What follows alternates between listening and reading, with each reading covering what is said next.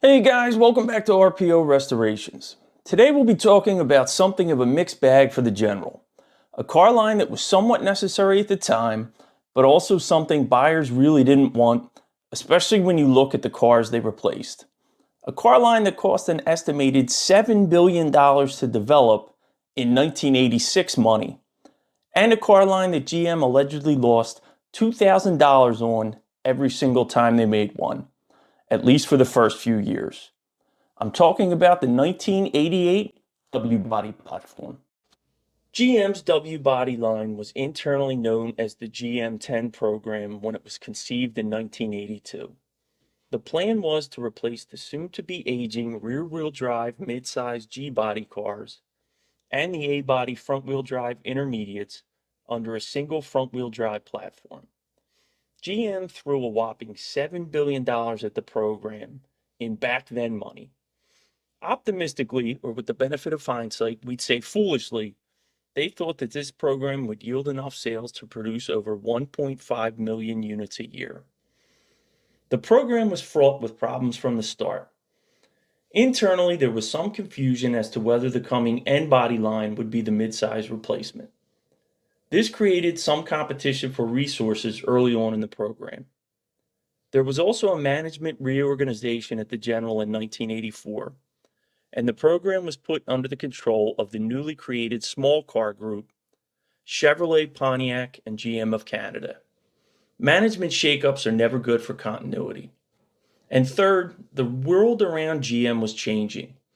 GM's market share was dropping an average of 5% a year during this time, and consumer tastes were shifting.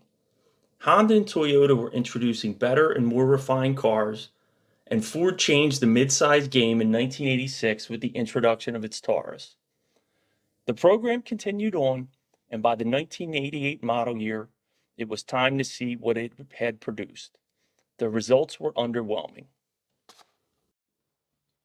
The program initially produced 3 cars for the 1988 model year, all in coupe form, at a time when coupe sales were on the downslide, and all were replacements for their 1987 G-body variant.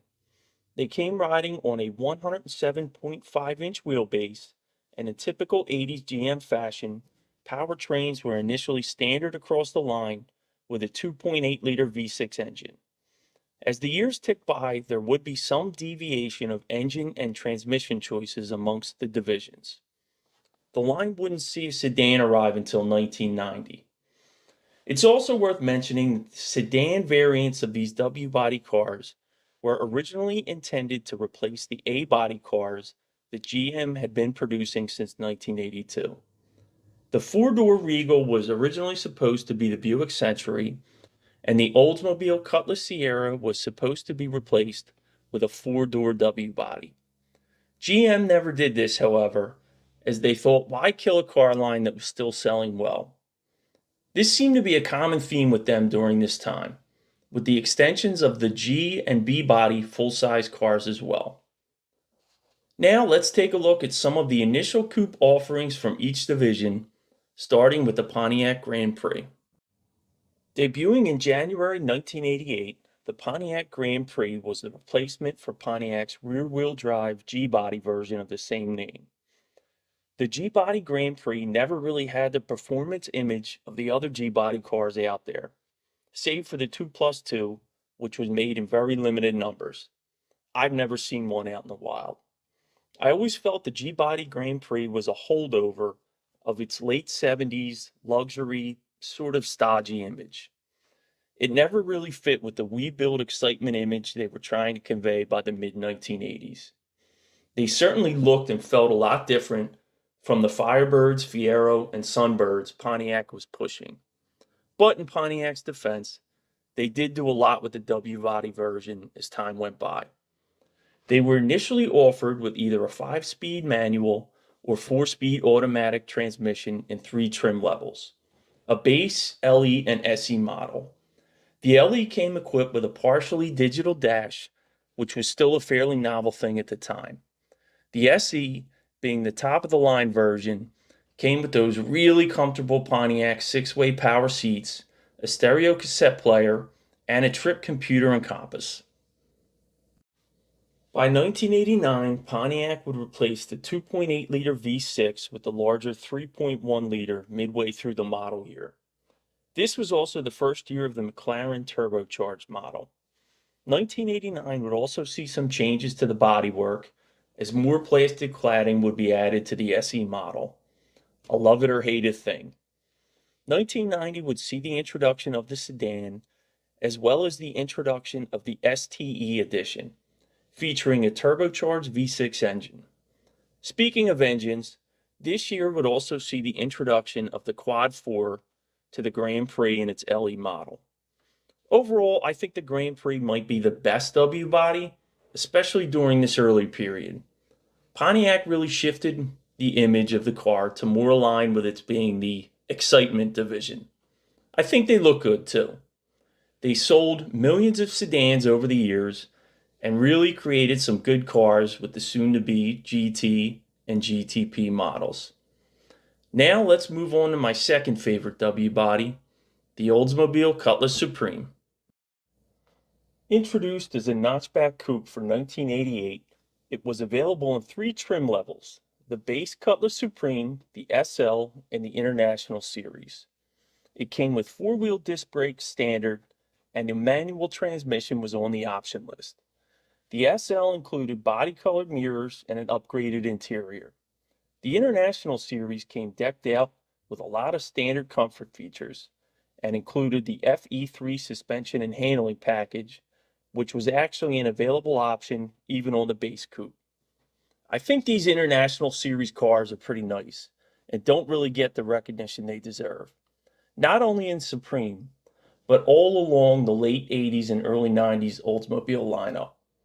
1989 would see the 3.1-liter V6 added to the Supreme's engine choices. By 1990, the sedan would be introduced along with the convertible, the first Cutlass Supreme convertible produced since 1972. And as an interesting side note, the Cutlass Supreme-based NASCAR did pretty well during this time, racking up several wins. I don't think the Cutlass Supreme ever got the respect it deserved. I'm a big fan of almost everything Oldsmobile out there, and these cars just never got the appreciation the G-Body variant did. Speaking of G-Body variants, let's take a look at the last car on our list, the Buick Regal. The Regal was introduced in October of 1987 for the 1988 model year. It initially came in 2 trim levels, the Custom and the more upscale Limited. Interestingly, Buick never really introduced a serious performance variant of this car, even after the success of the Grand National and GNX. I think their intention was to kind of get the car back to its roots, a personal luxury coupe. There were very few minor changes made for the 1989 model year, and in 1990, along with the addition of the sedan, buyers would also have the option of getting a 3800 series V6 in their Regal. This must account for why so many were still on the road 20 years later. 1990 also saw the addition of the Grand Sport trim to the line, though, while reminiscent of the early 70s performance Buick, this was more of a handling and appearance package. The Regal held its own in sales, but never really saw the numbers that Pontiac or Oldsmobile saw at this time. I suspect it was the combination of appealing to an older demographic while at the same time not really having any performance options. Overall, while they weren't as remembered as the body-on-frame cars they replaced, I think GM did a pretty good job with these, although I think they spent way too much on the development. The cars sold well, especially the Grand Prix, and the Cutlass Supremes were desired when they were new.